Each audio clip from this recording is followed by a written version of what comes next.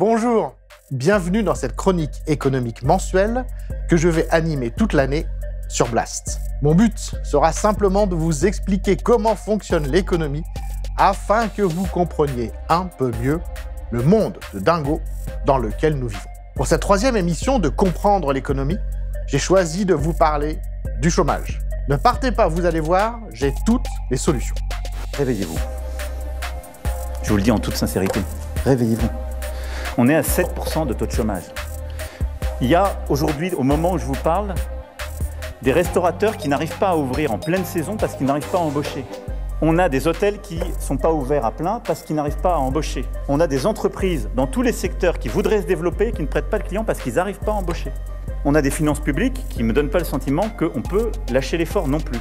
Donc quiconque pense que le temps est au repos, au mauvais compromis, c'est-à-dire celui qui se fait contre l'énergie de l'État, de la société civile, de notre tissu économique, qui pense qu'on pourrait, en quelque sorte, dans le moment que nous vivons, quand je vois nos voisins qui sont pour certains en train de rentrer en récession, les tensions géopolitiques sont mauvaises pour l'économie, nous ralentir, on ne vit pas dans le même monde.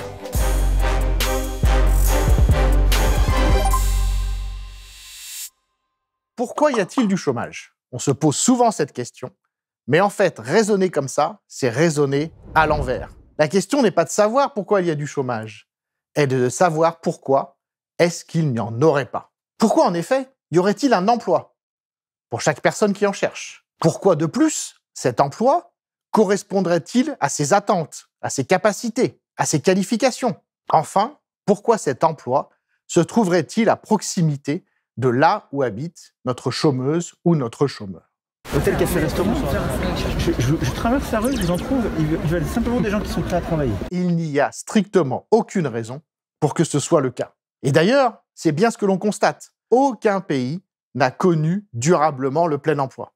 On fait même erreur lorsque l'on dit que la fameuse France des 30 Glorieuses, l'époque qui a couru de 1945 à 1973, était au plein emploi. Ce n'était pas le plein emploi, puisque les entreprises manquaient terriblement de bras, de cœur, de cerveau. Elles avaient un mal de chien à embaucher. Elles se sont alors rendues, pour les plus grandes d'entre elles, en Afrique du Nord, pour aller chercher des paysans illettrés au Maroc, en Algérie, en Tunisie, pour leur offrir la chance de venir s'éclater sur les chaînes de production de Boulogne-Billancourt, comme on le voit très bien dans le documentaire « Mémoire d'immigrés » de Yamina Benguigui. Nos enfants, ils sont là aujourd'hui.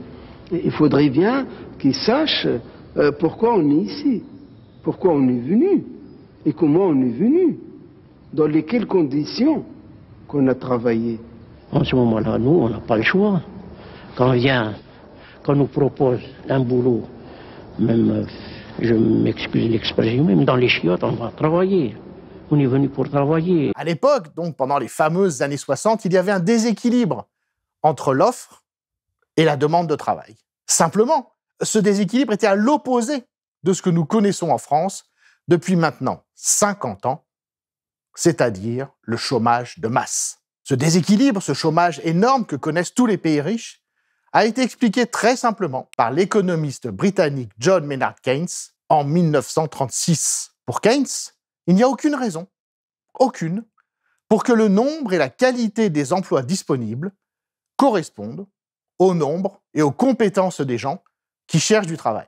Plus précisément, ce que nous dit Keynes, c'est que ce sont les entrepreneurs, et eux seuls, qui décident du nombre d'emplois disponibles dans l'économie. Pour lui, ce qu'il appelle le rôle social des entrepreneurs, c'est d'investir. Dans une économie de marché, ce sont les entreprises qui créent le monde dans lequel nous vivons tous, quand elles choisissent le type de produit qu'elles vont mettre sur le marché. Le mot important ici est anticipation. Une entreprise réfléchit toujours par rapport au futur. Mais attention, anticiper, ce n'est pas simplement imaginer, ce n'est pas simplement réfléchir. Anticiper, c'est agir. Une anticipation, c'est une action. Ce que nous dit Keynes, c'est que selon l'humeur des entrepreneurs, selon leur vision du monde, selon leurs croyances, selon qu'ils sont soit optimistes, soit pessimistes, ils vont décider d'investir ou pas, d'investir beaucoup, d'investir peu, et que, suivant les décisions qu'ils vont prendre, il y aura soit peu, soit beaucoup d'emplois disponibles. De l'autre côté du marché, qu'est-ce qu'on a ? On a des êtres humains qui ont un certain âge, qui ont certaines compétences, qui ont une certaine situation de santé, qui souhaitent et qui sont capables d'occuper certains emplois. On voit bien que les deux côtés du marché du travail n'ont rien à voir l'un avec l'autre, rien du tout.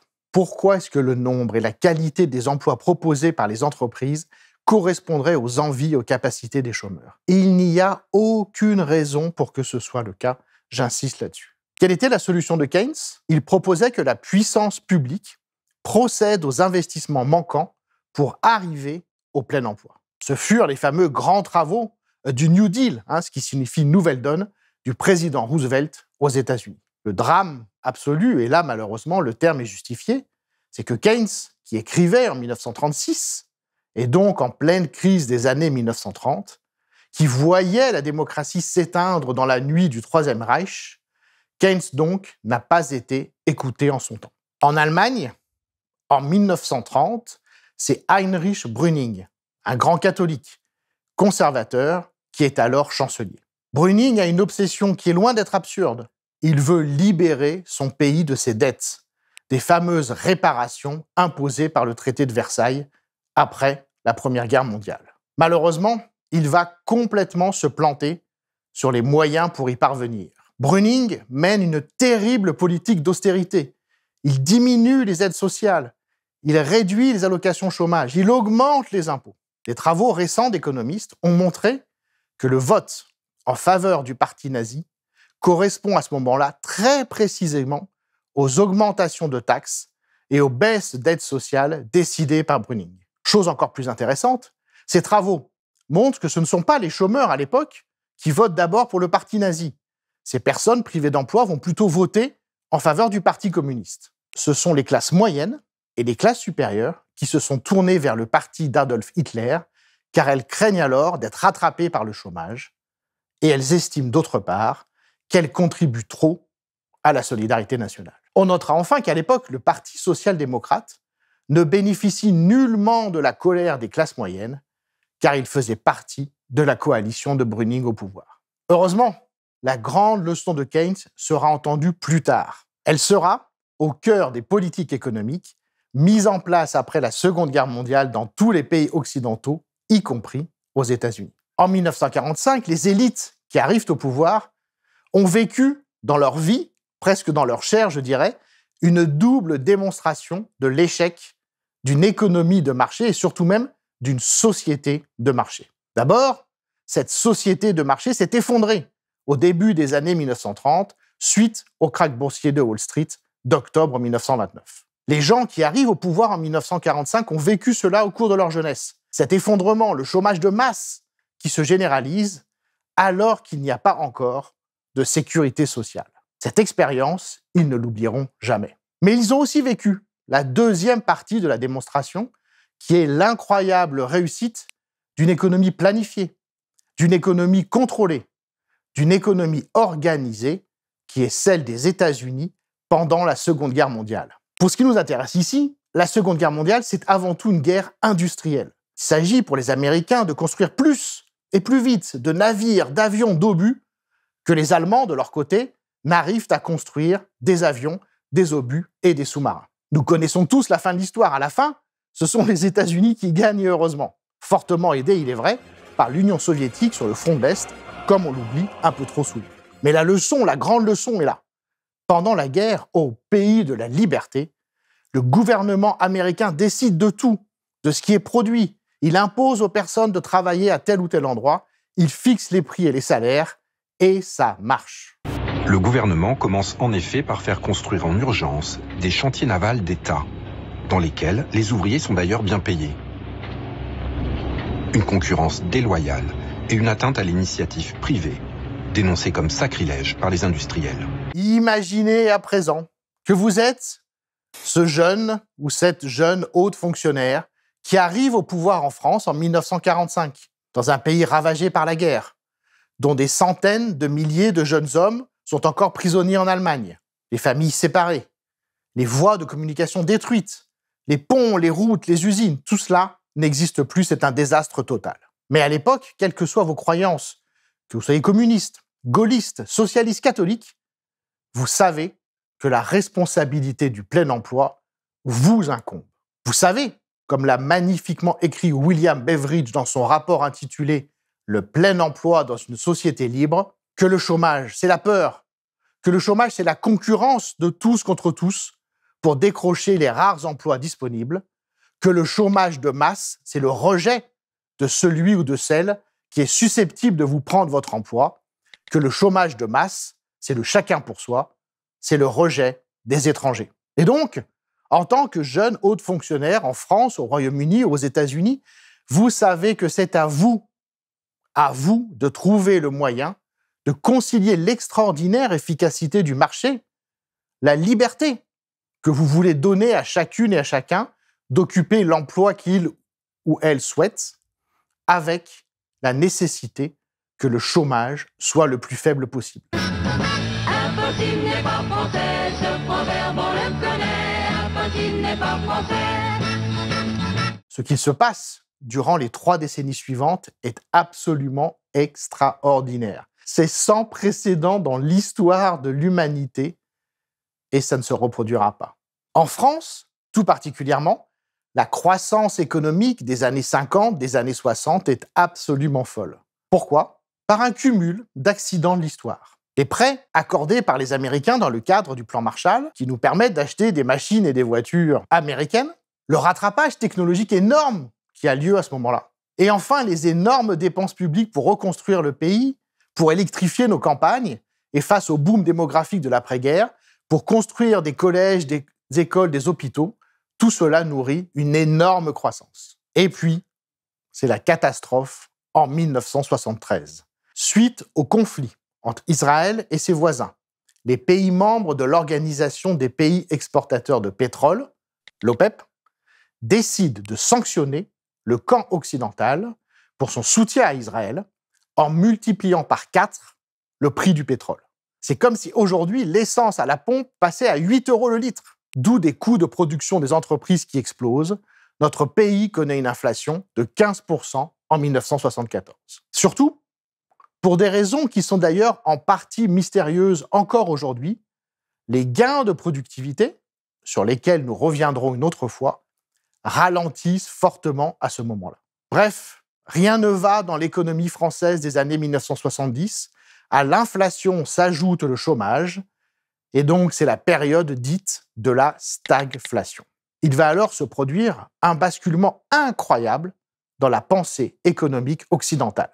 Tandis que l'immense majorité des économistes, en France ou aux États-Unis, étaient à des degrés divers keynésiens dans les années 1960, ils vont tous se tourner vers un homme, Milton Friedman, qui leur explique des balivernes à peine croyables, mais qu'ils ont envie d'entendre. Pourquoi y a-t-il de l'inflation ? À cause du pétrole ? Pas du tout. Pour Milton, tout est de la faute des banques centrales. La démonstration de Keynes résumée en quelques mots, c'était 1. Le marché peut s'effondrer. 2. La crise amène le chômage de masse. 3. Le chômage de masse menace la démocratie. Et donc 4. L'État doit investir, dépenser pour empêcher le chômage, sauver la classe moyenne et donc la démocratie. Avec Milton Friedman, le basculement est total. Ce sont désormais les institutions publiques, les États, les banques centrales qui sont les coupables. C'est désormais l'État qui est le problème et le marché qui est la solution, comme le dira quelques années plus tard Ronald Reagan lors de son inauguration présidentielle en 1981. Government is not the solution to our problem. Government is the problem. Je vous passe les détails, mais croyez-moi, Friedman raconte absolument n'importe quoi, des histoires de création de monnaie par la Banque centrale qui créeraient l'inflation toute seule. Ça ne tient pas debout une seconde, mais les faits sont là. Il y a de l'inflation, il y a du chômage, et effectivement, les plans de relance keynésiens échouent. En 1975, un certain Jacques Chirac, qui est alors Premier ministre, va essayer de relancer l'économie française en augmentant la dépense publique, mais ça ne fonctionnera pas. Et donc, depuis cette date, nous vivons tous dans le monde de Milton Friedman. Dans ce monde, la Banque centrale doit être indépendante du pouvoir politique. Elle doit pouvoir fixer le taux d'intérêt au niveau où elle le veut, comme nous l'avons vu la dernière fois. L'État ne doit surtout pas relancer l'économie et d'ailleurs il en est incapable. L'échec définitif en la matière, célèbre dans le monde entier, ce sera la relance Mitterrand-Mauroy de 1981. Pour Friedman, la solution au chômage est simple. Il faut rendre le marché du travail le plus concurrentiel possible. L'ennemi, ce sont les syndicats, qui seront broyés au Royaume-Uni par Margaret Thatcher, amie proche de Milton, quelques années plus tard. Mais ça ne s'arrête pas là. Pour Friedman, il faut supprimer le salaire minimum, car le salaire minimum, c'est un prix administré, fixé par l'État, trop élevé, imposé aux entreprises. Pour lui, le salaire doit se fixer librement par la confrontation de l'offre et de la demande, comme n'importe quel autre prix. Pour Friedman, il faut faciliter les licenciements. Aucun obstacle ne doit être mis à la liberté des entreprises de procéder à la mort sociale de leurs salariés. Et évidemment, il faut réduire les allocations chômage pour inciter, comme l'on dit si poliment dans les séminaires d'économie, les personnes privées d'emploi à accepter n'importe quel boulot. Le monde de Friedman, c'est la concurrence de tous contre tous. C'est l'incertitude maximale, c'est la peur du lendemain, la peur des autres, c'est notre monde. En France, notre cher Emmanuel Macron a poussé cette logique à son maximum, puisqu'il a justement fortement diminué les allocations chômage avec les ordonnances Pénicaud. Il a aussi réduit les droits à la retraite. Il a conditionné le versement du revenu de solidarité active, le RSA, au fait d'effectuer 15 heures d'activité. Donc non seulement notre gouvernement a très fortement fait reculer les droits sociaux, mais en plus, il a favorisé les entreprises. Diminution des indemnités de licenciement qu'elles doivent verser. Forte baisse d'impôts payés par les entreprises. Aide très importante aux entreprises durant le Covid, mais aussi dans le cadre, par exemple, des aides à l'apprentissage. Avec Emmanuel Macron, le renversement normatif idéologique par rapport à 1945 est total. Parce que c'est notre projet! Les entreprises sont à choyer, car elles sont le lieu de définition du bien commun. L'État doit être à leur service. Ce sont elles qui décident de notre présent, mais aussi de notre futur, puisqu'elles inventent tous les trucs débiles et inutiles qu'elles veulent, pendant que la recherche publique, de son côté, sombre dans la misère. Emmanuel Macron protège les entreprises en empêchant au maximum les journalistes de savoir ce qu'il s'y passe, avec l'adoption d'une odieuse loi sur le secret des affaires. Et bien sûr, ce sont aux êtres humains de s'adapter aux demandes des entreprises en acceptant, quoi qu'il en coûte en termes de santé physique et mentale, les emplois qui leur sont proposés. Le résultat est un échec total. Sur le plan social, le chômage de masse est toujours là, même s'il est en partie masqué par les nombreuses radiations à Pôle emploi ou par les emplois de quelques heures par semaine. Comme vous le savez, la pauvreté ne cesse de s'aggraver, les inégalités augmentent. Mais sur le plan économique aussi, c'est un zéro pointé. La réindustrialisation tant vantée n'a pas lieu. Le déficit commercial de la France reste gigantesque et la dette publique explose à cause de ces cadeaux aux riches et aux entreprises, comme nous l'avons vu. Alors me direz-vous, mais Gilles, tu nous as annoncé des solutions au début, où sont-elles? Écoutez, c'est trop facile. Pour supprimer le chômage de masse, attention, roulement de tambour, je vais vous faire une révélation de dingue. Il suffit d'en avoir vraiment envie. Il suffit d'en faire la priorité absolue, d'organiser l'économie en fonction de ce but. Et aujourd'hui, en France, la recette est largement connue. Il faudrait enfin procéder aux investissements massifs que nécessite la protection de notre petite planète, dans les transports en commun, dans l'isolation des bâtiments, dans la transition énergétique. Si on faisait cela, ce serait tout de suite des centaines de milliers d'emplois qui seraient créés. Mais on peut évidemment faire bien mieux, en accroissant fortement la fiscalité sur les patrimoines et les héritages très élevés dans notre pays, pour financer mieux nos services publics, pour créer des emplois de soignants, d'enseignants, etc. Dans tous ces cas, une part importante de l'argent qui a été dépensé se retrouvera dans les caisses des commerces, où les personnes nouvellement embauchées dépenseront leur argent au lieu de le placer en Suisse, comme un vulgaire Jérôme Cahuzac. Je n'ai pas, monsieur le député, je n'ai jamais eu de compte à l'étranger, ni maintenant, ni avant. Je dément donc ces accusations et j'ai saisi la justice d'une plainte en diffamation, car ça n'est que devant la justice, hélas, que les accusateurs doivent prouver la réalité des allégations qu'ils avancent. Concernant les raisons de ce mensonge, puisque au fond c'est la question que vous souhaitez me poser, je vous ai menti en vous répondant, monsieur le député, tout simplement parce que dans les heures qui précédaient, j'avais menti au Premier ministre et au Président de la République. En réalité, si on supprimait les invraisemblables gaspillages auxquels la publicité nous invite, si on réduisait considérablement tous les produits toxiques qui sont à l'origine d'une énorme industrie de la santé, non seulement on pourrait évidemment parvenir au plein emploi, mais en plus, on pourrait réduire fortement le temps de travail. Et c'est ce que montrent, de façon très convaincante, Dominique Méda et Pierre Laroutourou dans leur ouvrage intitulé « Einstein avait raison, il faut réduire le temps de travail ». Et oui, j'ai appris récemment que Einstein était en faveur du socialisme. Je ne sais pas si vous le saviez. Je vous conseille de lire son texte intitulé « Pourquoi le socialisme ?» C'est court, absolument limpide et bon courage pour trouver des contre-arguments. Enfin, je voudrais finir avec une pensée de William Beveridge. Beveridge est comme Keynes. Ils sont tous les deux très attachés à la liberté individuelle. Très.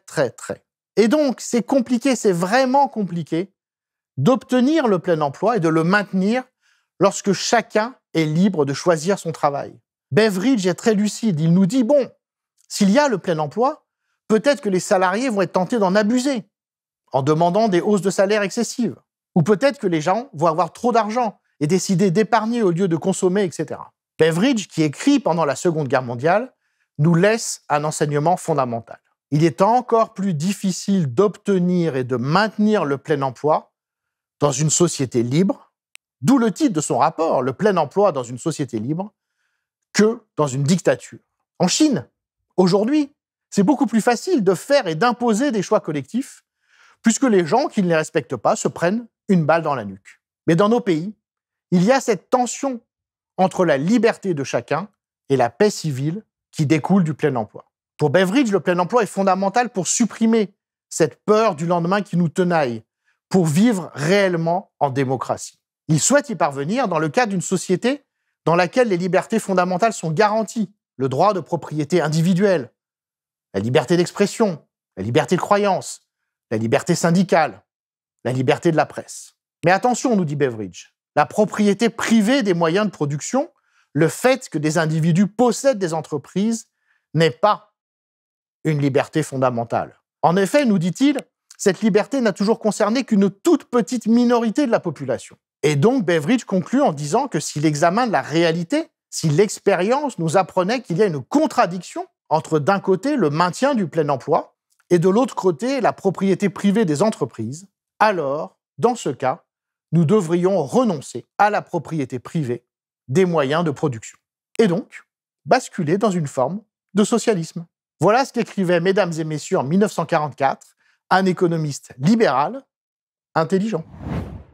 Merci beaucoup à vous d'avoir suivi cette chronique Comprendre l'économie que vous pouvez retrouver une fois par mois, le mardi. Pour ne pas rater mes chroniques, mais également les autres excellentes productions de Blast, n'hésitez pas à vous abonner à la chaîne YouTube et à activer la petite cloche. Si vous avez apprécié cette vidéo, ce que j'espère, pensez à mettre un pouce bleu et pour ceux qui le peuvent, à financer Blast en faisant un don ou en vous abonnant, car ce média a absolument besoin de votre soutien. Pour celles et ceux que ça intéresse, vous pourrez me retrouver sur Twitch une fois par mois pour revenir sur ma chronique.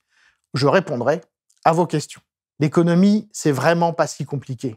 Bien comprendre comment ça marche vous permettra de mieux comprendre pourquoi vous souffrez, ce qui est, à mon avis, toujours une bonne chose. On se retrouve le mois prochain pour parler d'un autre sujet hyper rigolo que je ne connais pas encore et que je déciderai en fonction de vos commentaires.